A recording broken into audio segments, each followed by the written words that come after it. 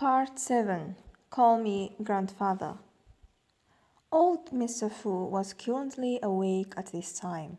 He was slowly getting better and the pain he felt was decreasing.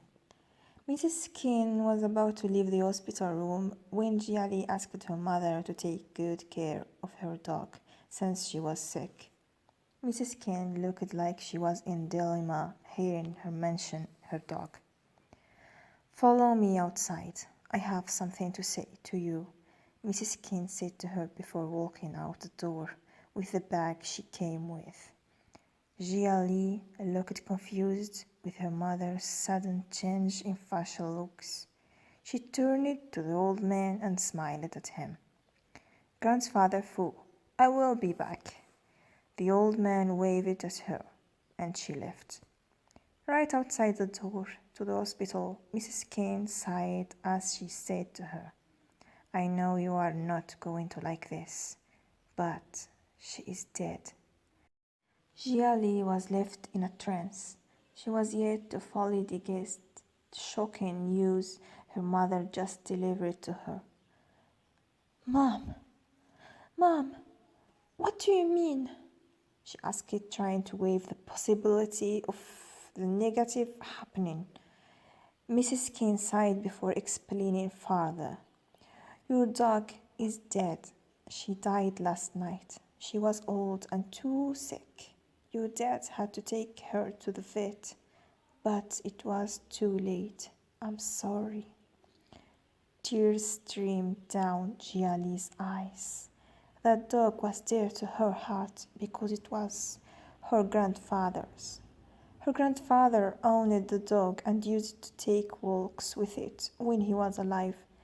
And when he died, she took over and started to care for it.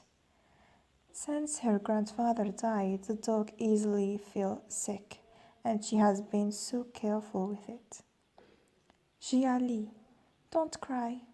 You know the dog is too old and was bound to die soon, Mrs. Kin said as she placed her hand on her shoulder. The mother and daughter were of the same average height. I know, but I didn't expect her to leave without saying goodbye. I wanted to be with her in her last moments. She was the only living thing that reminded me of grandfather, Jia Li said as she broke down in tears. Mrs. Kin could feel her daughter's emotions. She knew how close she was to her grandfather when he was alive. No, his dog, which she took care of every day of her life since his passing, has passed away. She could tell the agony she was feeling at that moment, but she didn't know how to console her. But she couldn't bear to see her only child crying. So she embraced her while patting her back. Li, it's okay. Everything will be all right. Your dad felt so bad that he promised to get you another dog. No, I don't want another dog, Jia Li refused before letting go.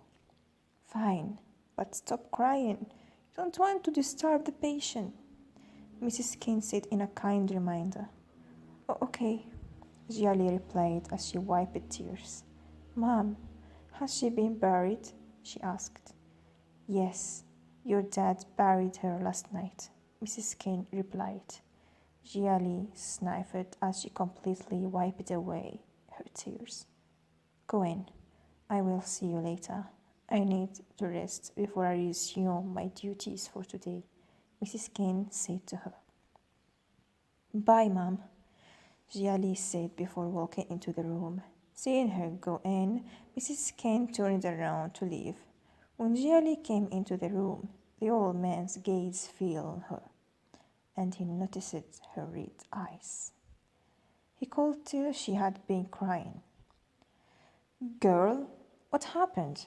He asked in concern. Jia Li took a seat beside him before explaining what transpired. From what she said, old Mr. Fu could understand how close she was to her late grandfather. Did you like the dog so much? He asked. Yes, I have known her since she was a puppy. But it's too bad she is gone already, and I didn't even get to say goodbye, Jiali said with regret in her tone. Sorry about the loss of your dog. If you didn't stay with me last night, you could have had an opportunity to say goodbye to her, old Mr. Fu said with compassion. No, Grandfather Fu, don't talk like that. I don't regret saving your life instead of saying goodbye to my dog. Your life is more important, Jiali clarified to the old man immediately. She didn't want him to misunderstand her. I know. No, let's move away to another topic. I don't want you looking so gloomy. It makes you look ugly. Old Mr. Fu teased her. Grandfather Fu, you said I'm ugly? Jiali asked with widened brows as she cursed her face with her fingers. Did I say that? Old Mr. Fu asked as he feigned ignorance. Grandfather Fu, I am truly offended by your words. How can you say I'm ugly when I'm sad? Jiali asked with a frown on her face. She truly looked offended. Are you angry? Old Mr. Fu asked with a smile on his aged face. Of course I am, but how do I dare to say it? You will have me looked up in the dungeon, Jiali said as she looked away with furrowed brows. Old Mr. Fu chuckled softly. He was truly amused by Jiali's acts. I mean, how could she say she didn't dare to say her true feelings when she already did? Do I look scary to you? Old Mr. Fu questioned. You do not look scary, but who knows if you wouldn't look me up, Jiali said. Jiali wasn't so beautiful and wouldn't even be amongst the world's most beautiful women, but her average, pretty looks sure stood out. Maybe if she was well taken care of when she was a child, her looks would surely have made those marks. Girl, I am not so heartless as to look up my savior in a dungeon. You are always free to air your views. And stop calling me Grandfather Fu. Call me Grandfather, old Mr. Fu said to her in a kind smile.